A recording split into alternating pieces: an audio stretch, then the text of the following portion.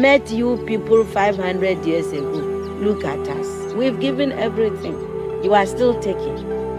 It's true.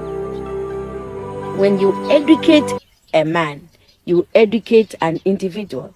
When you educate a woman, you educate a nation.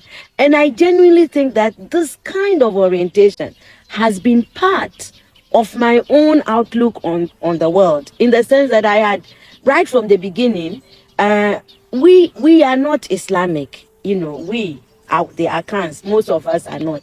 So that it is only later, when I came to even places like the university, where suddenly you are confronting things like, the negative attitude to women. Nobody told me when I was growing up that you can't do this because you are a woman. You can't do that because... No, it didn't exist in my background. My mother and my father, they were very easy about me.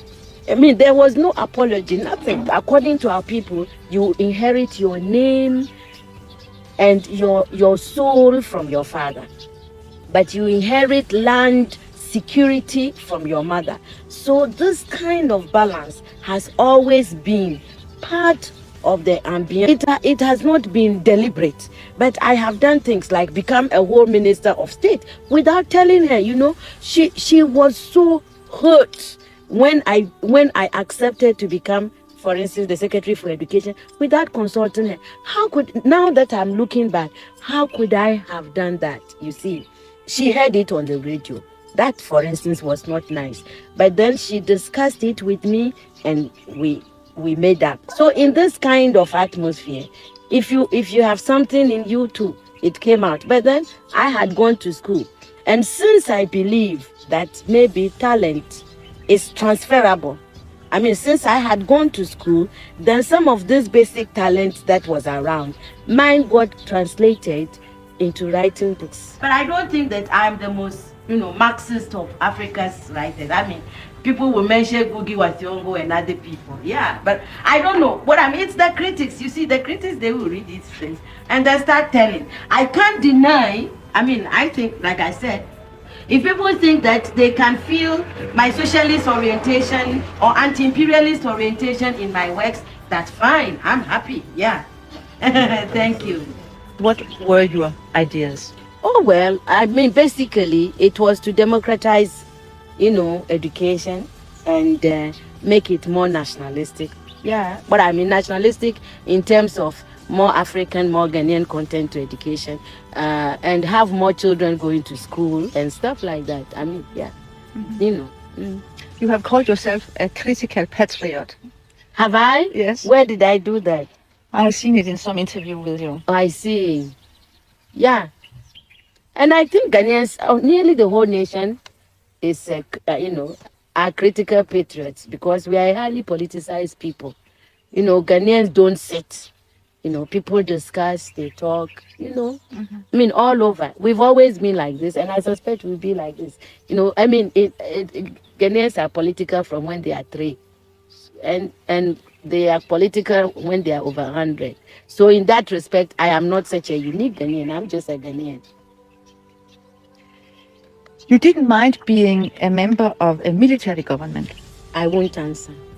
The thing is that, as far as I'm concerned, since we met you people 500 years ago, look at us. We've given everything. You are still taking. It's true. Where would the whole Western world be without Africa?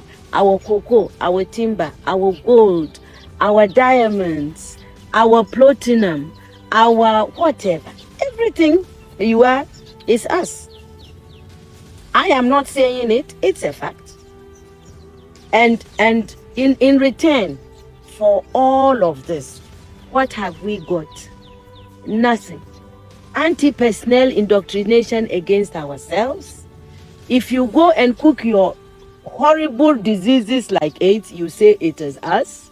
You brought us tuberculosis. We didn't have this big cough until white people came here. In exchange for Africa giving Europe 500 solid years of our people, not Europe, the Western world, of our human beings to work your canes, to dig your gold, to take in gold itself, diamond, I mean, fish, peanuts, palm oil, everything. In exchange for that, we have got nothing. Nothing. And you know it. Nothing. And you look upon, so white folks look upon us like monkeys. It is true. It's in your literature. Hey, some of your best thinkers have said this about us. Have you heard of all these Germans? Have you heard? Okay. Yes. They said, Lord Burton, people like that, they said, we don't even have the brain of animals. That's what we've got from you people. But don't you think that this is over now? Over where? Is it over? Who said that 8 came from the green monkey? Is it over? Is it over? Well, if this is your impression, do you think that you can ever forgive us? It's not a question of forgiveness. I have nothing against you. My point is that you did and you are doing for your survival what is necessary. We can't blame you for that. The fact that we didn't do enough for our own survival and we are still not doing enough for our survival, that is not your problem. Even everybody that God has created has a sense of survival. And if we don't develop it, we can't blame white people. You came here because you needed these things. You took gunpowder from the Chinese. You needed them to shoot people. Do you consider aid as a new form of colonization? Of course. Why? That's why. My people, the Akans, we have a proverb. It says that good morning, thank you, is never enough to salt anybody's food forever. You cannot build your life on thank you, morning, thank you, English, thank you, God. Which is what aid makes, we are always receiving. Nobody, look, and I don't care who hears, nobody anywhere in this world is going to send you their best of anything. Do you see?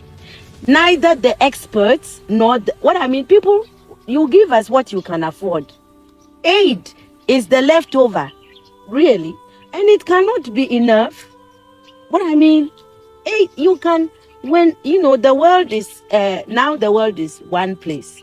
So there is nothing wrong if my house is in a crisis and you offered me something. There's nothing wrong, because there is interrelationship. But a whole nation, a whole continent cannot live forever on aid. And I think we are in Africa, we are in danger of making foreign aid a kind of policy that is wrong. I think that it humiliates our people. The people in the villages have not asked anybody to go around begging on their behalf. Well, and being a writer, really, it is crazy. It is a very self-consuming kind of activity.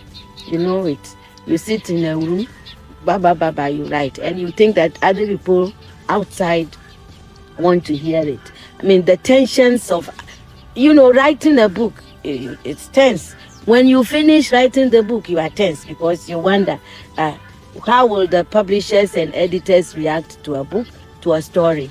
Even when it's published, you wonder, why are they saying that my books are selling in Ghana, in Nigeria, in Sierra Leone, Botswana, Lesotho, even South Africa, Kenya, and I'm still so poor. So all of these issues are part of the real horror of being a woman, a writer, an African. But you don't stop writing because of any of them. You just go on. Life is like that. So you were not a very beloved minister? Well, I would want to think that some people liked me. You know what I mean? I think that the people whose opinions I cared for liked me. others didn't. But you see, in a process like the one we had initiated, there were, and I believe there still may be, different forces at work. And I think that it was very necessary that at the time I make myself recognize that that time was not good, for maybe what I flattered myself I knew the country ought to have. And I also think that in a way it was also good that the government could recognize this, that I was just too much for